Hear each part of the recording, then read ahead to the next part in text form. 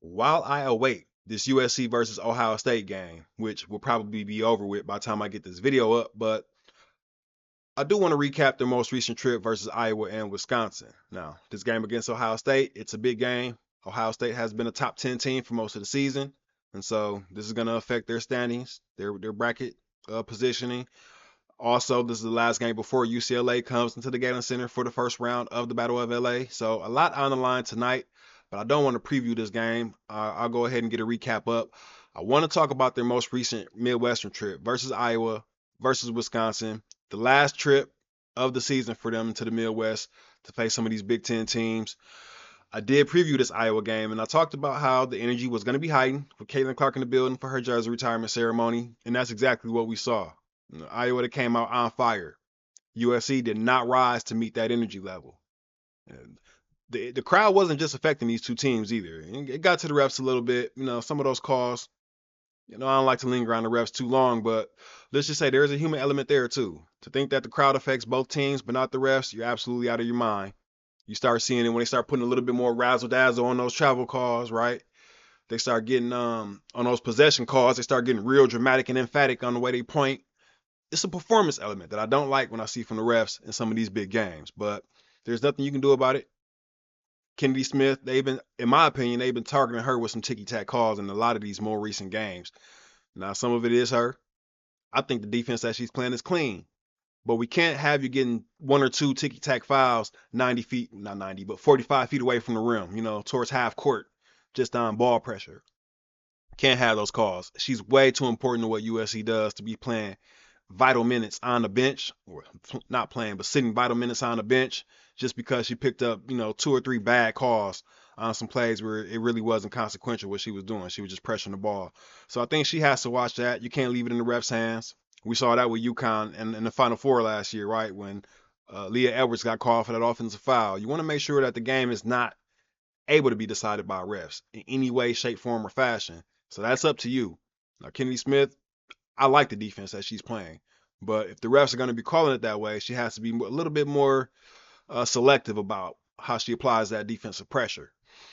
With that being said, look, we talked about the energy. USC 4 points in the first quarter. That was the most disappointing quarter that I've seen all season from them. They didn't rise to meet the occasion. There's no way to sugarcoat it. That was trash. 4 points in the entire first quarter.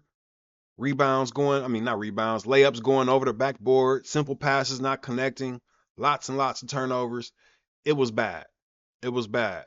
They bounced back in the second quarter, took the lead right before half on a steal and score from Juju Watkins, but didn't seem to come out with the same energy. In the second half, it was almost as if they felt like since they battled back, Iowa was about to just lay down. And clearly that wasn't the case with Caitlin Clark in the building. So they found themselves in a dogfight in the fourth quarter because they didn't come out and handle business in the third, and they end up taking an L. It is what it is. Now, I did feel like with this being Rhea Marshall's first game back, maybe she wasn't all the way up to snuff. Let me get the box score pulled up while I talk about this so we can kind of get a little bit of a visual look at how this game played out as well. I felt like Rhea Marshall wasn't completely back, wasn't completely healthy. She did play 26 minutes in this game, had 7 rebounds and 2 blocks, but there were just times when Hannah Stokey, a Falter, they were just taking it to her, and I didn't feel like she responded, the way I know that she can. I know that she can do more. Juju Watkins, she didn't get going until late. It was 8 for 22 in this game, but it was another game in which she didn't get going until late. We've seen a lot of slow starts, not only from her, but also USC as a team. That's something they're going to have to clean up going into the tournament. Can't keep spotting teams, these leads, and thinking that you're going to battle back, especially as the competition only gets better. So that's something that I definitely want to see them clean up going forward. But in my opinion, this was just a storm of perfect circumstances for them to take the loss. Iowa's a good team. Only 5-6 in conference play this season, but they have a lot of similarities to USC as far as they have a brand new transfer in Lucy Olsen. We also have Kiki Iriafen and TiVo, but as far as, primary players, you have Olsen, you have Iriafen. They have a lot of freshmen, Strimlo, Mulaney, Hayden. We have the number one freshman class in the country as far as USC goes. So two teams that I like a lot, two teams that have some similarities. I didn't expect this to be an easy game, even if it wasn't Caitlin Clark's retirement ceremony, or jersey retirement ceremony. But yeah, it didn't seem like they rose to the challenge in this one, and it just wasn't a great game. Excuse me. Now, I did appreciate the fact that they stayed afterwards and watched the ceremony, and they planned that beforehand. I did like that. That was a class act, in my opinion. But yeah, some lessons that they can learn. I forgot Guyton as well, one of my favorite players right now for Iowa. I don't know how I forgot her in that freshman class, but yeah, they just didn't meet the occasion. Okay, this is an L. They deserve the L. If they had won the game, I still would have felt like they took a loss because just how poorly they played. So not a lot for me to say in this one, man. They weren't ready. Iowa clearly was. It is what it is. Now they did bounce back in the game versus Wisconsin. I was expecting to see a strong showing from Sarah Williams, somebody who I'm hoping might be interested in transferring next season. I'm just put that out there. But they did see a good game from her, but I expected them to go ahead and pretty much cover. They were favored by about 23 points, which they almost won by. They won by 22. So this game played out the way I thought it would. I knew they would come in with a lot more fire. I expected to see a better outing from Rhea Marshall. Now I know that game against Iowa was her first game back from injury. She was day to day. I don't know if it was injury or illness or what, but that was her first game back. In this game against Wisconsin, Clarice Akinwafu was the better play, the much better play in this game. Rhea Marshall, she only played 17 minutes, had 4.7 rebounds, 2 blocks and a steal.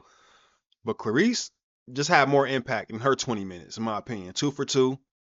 Marshall was 2 for 8.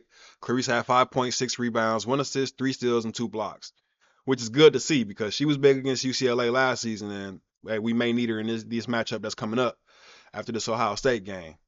So pretty much played out the way I expected it to versus Wisconsin.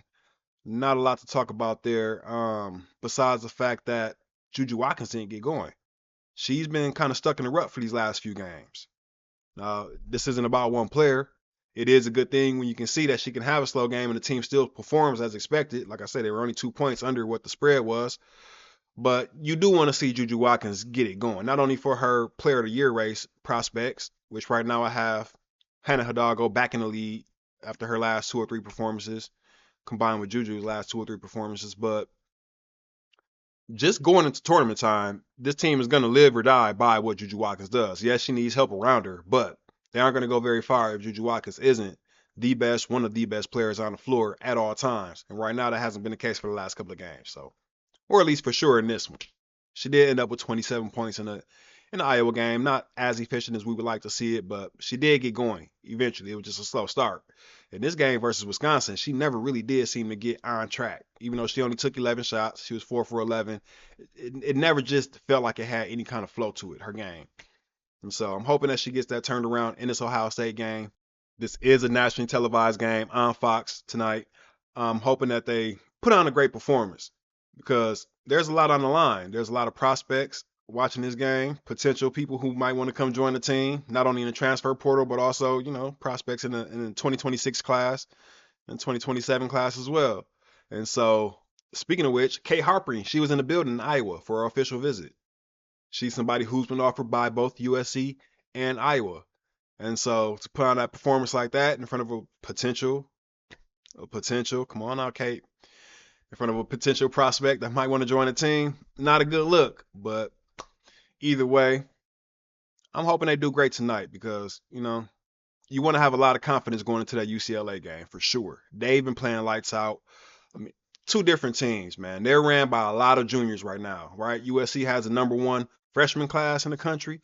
UCLA has the number one junior class in the country with all those top 5, top 6 players that they have from that class on their team. So obviously they're in two different places right now. UCLA is more favored, in my opinion, to go farther, along with South Carolina. South Carolina, Notre Dame, and UCLA, in my opinion, are the top 3 teams in the country. I feel like they have more veteran leadership right now than USC does, but USC is a team that has a very strong chance to beat them all. They're a team that I'm picking to beat them all because I want to see it happen, but I don't think that they're the best team going into that, Elite Eight, Final Four situation. I feel like they're one of 5 who can possibly pull it out. And so you want to have confidence. You want to have confidence and you want to have some things going your way before you get into these games. Now, on a bright note, although Juju Watkins hasn't had it going for the last few games, Avery Howe has. She's emerged as a serious offensive weapon. 3-point shot still consistently falling. Doesn't seem to have any fall off coming soon. We've also seen Kaylee Heckle starting to really, really take that role as the lead guard. You know, all due respect to Tebow, but she only played 16, 17 minutes in that game versus Iowa. It's been a lot of Kaylee Heckle and a lot of Avery Howell lately. So I really like what I'm seeing from Kaylee, especially some of those drives to the rim. She makes layups that only she can do, right? She has something that's unique to her right now with some of these finishes that she's putting up. That blend of speed and athleticism. It's not just speed. She's also very agile, has a little bit of bunnies to her. 4.0 student. She's a monster out there. High IQ. I really like this emergence that I'm seeing from Kaylee Heckle. I've been calling for it all season because coming into the season, I felt like she was one of the best point guards in this class, and she's starting to really perform like it. Love to see that happening. So those are two really bright notes. Also, the play of Clarice that we've seen lately. She's been doing her thing. They need all the bench help that they can get. That was one of their biggest weaknesses coming into the season, was who was going to be one of the biggest question marks, I should say, who was going to be their main contributors off of the bench. And now they've established a little bit of rhythm from that bench. So that takes a little bit of pressure off of Juju Watkins. Now, if we can only get her going again, this team will be, looking like a complete team, ready to take over some things. Kiki, she's been doing good. She's been doing good. Rhea Marshall, like I said, she needs to get her rhythm back. I'm hoping that Kaylee Heckle really continues pushing and becoming that lead guard. Even if she's coming off the bench, she just seems to be the most consistently best guard on the court for them right now, as far as point guard goes. So I'm hoping that continues, honestly. Malia Samuels, she's been getting her contribution on as well. It's been up and down for her. The last few games a little bit down. Before that, it seems as if she was really starting to catch her groove as well too. So what I'm really hoping to see tonight from USC, I'm hoping that they take away Ohio State's best players. That's been something that they've allowed all season. While Juju Watkins, while Kiki Finn are getting extra attention, they've kind of allowed the other team's best players to kind of just play freely out there doing what they do. I want to see them take away other teams' best players and make them go to their third, fourth options as well. So Jelani Cambridge, a dynamo, freshman phenom. I want to see her limited. Cody McMahon, we know how good she is. I want to see her limited. I don't want to see their best players taken off for them. That's really all I'm looking for in this game. They're expected to win. They have about an 87% chance of winning, which is shocking to me, thinking, just knowing how highly that Ohio State is ranked, but they are at home, so they are expected to win this game. But I want to see them have a nice, I won't say dominant performance, but I want to see them have one of their better performances of the season and not win this game, in a shaky fashion. Some of their games, Maryland, right? Even UConn came down to the last shot. I want to see them go ahead and step on their throats a little bit and show some toughness, some nastiness as far as just putting teams away and playing a full, complete 40-minute game. Sometimes it seems as if they kind of relax a little bit, like we saw in the second half versus Iowa. I didn't feel like they came out from halftime at all with enough fire in their belly after the first half they just experienced. I want to see more, a lot more fire. I'm pretty sure Beth Burns has been tearing into him, and she's a tough ass, right? I love me some Beth Burns. I'm pretty sure she's gotten to their ear and let them know what's at stake, as well as Coach G. So hopefully tonight we see an entirely different attitude from USC. Now their defense shows up pretty much every game. That's the one thing that you don't have to question when it comes to USC.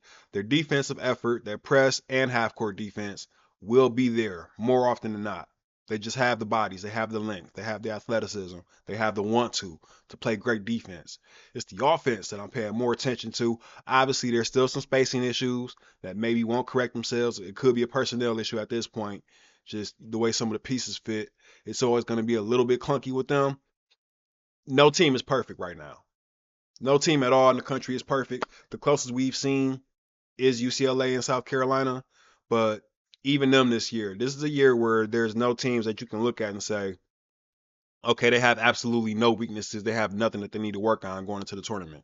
And so I won't be too heavy on USC. There are some flaws they're just not going to fix. Every team is going to go into the tournament flawed, but some of the things that have plagued them consistently and they showed the ability to fix, I would like to see a sustained ability to fix those. And so that's what I'm looking forward to seeing in this game. Other than that, like I said in the last video, I'm done as far as giving breakdowns and scouts against our own squad. Not for the rest of the season. So we'll get into some of the footage when we do this year-end wrap-up. Maybe against the UCLA game. We'll get into that. Maybe I'll put it in members only or Patreon so that other people can't just snipe our scouting sessions there against our own squad. But yeah, no film room today. No film room today. Let their let these other teams' coaches earn their money. No help from me. I just want to see our team play with a lot more consistency and a lot more urgency. Maybe a little less urgency when it comes to Juju Watkins. Seems like she's been pressing lately. I would like to see her relax and be more in the flow of things. Maybe it comes to her a little bit more naturally as she takes her time, but I would like to see her press a little bit less. I want to see continued production from Howell and Heckle. I really like what I've been seeing from Clarice, and so yeah, that's really what I'm looking for in this game, man. And keeping a close eye on these rotations as well, seeing if Rhea Marshall and Clarice are going to continue splitting time, which is a new trend that we've seen for the last few games. Even before Rhea went out, we've seen a lot more of Clarice into these rotations, and so I want to keep an eye on that and see will we still get a lot more playing time from Akinwafo. And yeah, that's really about it. Other than that, I'm just glad they have no more long road trips for the season. I'm glad that's over with. We'll see what happens with Northwestern. Will they actually come play the games versus USC and UCLA that they were supposed to, or do they just end up canceling those games altogether? They were postponed, not canceled. We'll see. Other than that, I'll go ahead and wrap this one up. I'm gonna say 30 minutes till tip time. Catch you guys on the next video. Till then.